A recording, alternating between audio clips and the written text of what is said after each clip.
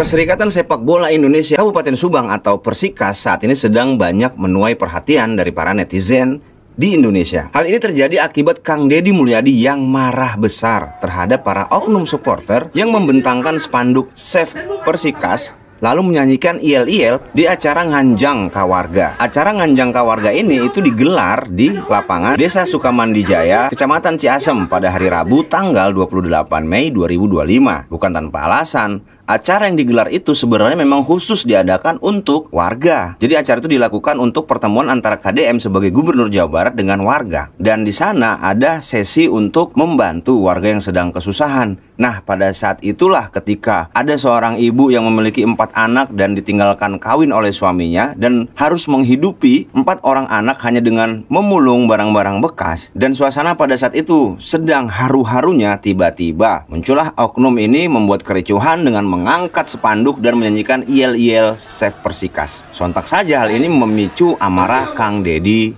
Mulyadi. Masalahnya, hal ini tidak tepat dan tidak pada tempatnya. Bukan berarti Kang Deddy Mulyadi itu tidak memperhatikan olahraga. Kita harus paham betul kenapa hal ini bisa terjadi. Pertama, Persikas ini sudah memiliki badan hukum yakni PT atau Perseroan Terbatas. Dan setelah ditelusuri ternyata para oknum supporter ini menginginkan Persikas yang diisukan mau dijual ke Palembang itu supaya tidak jadi dijual. Jadi mungkin mereka ini meminta bantuan gitu ya kepada KDM. Hanya saja momennya tidak tepat. Ditambah lagi Persikas ini sebenarnya bukan lagi tanggung jawab Pemkab Subang. Karena ternyata Persikas ini sudah memiliki badan hukum tetap yaitu Perseroan Terbatas atas nama PT Persikas Bangkit Juara. Dan direktur dari Persikas ini adalah Bapak Ahmad Bukhari, anggota DPRD Subang. Maka dari itu Pemkab Subang sendiri memiliki keterbatasan untuk bisa memberikan bantuan karena ada peraturannya jika Pemkab ataupun Pemda tidak boleh memberikan support ataupun bantuan kepada perseroan terbatas olahraga apapun yang sudah memiliki badan hukum tetap. Kemarahan Kang Deddy Mulyadi itu dipicu karena mereka melakukan aksi tidak pada tempatnya. Diketahui saat itu memang sedang terjadi momen di mana KDM sedang bertemu dengan keempat orang anak dari si ibu yang sedang dibantu dan ada derayan air mata di sana. Tiba-tiba aksi ini dilakukan. Sebenarnya dari Bupati Subang sendiri sudah melakukan aksi untuk membantu menyelamatkan dari isu penjualan Persikas ini kepada pemerintah Sumatera Selatan. Bupati sendiri sudah mencoba mencari sponsor, akan tetapi diketahui jika memang untuk mengelola sebuah klub bola itu membutuhkan biaya yang tidak sedikit. Sementara di satu sisi di Kabupaten Subang sendiri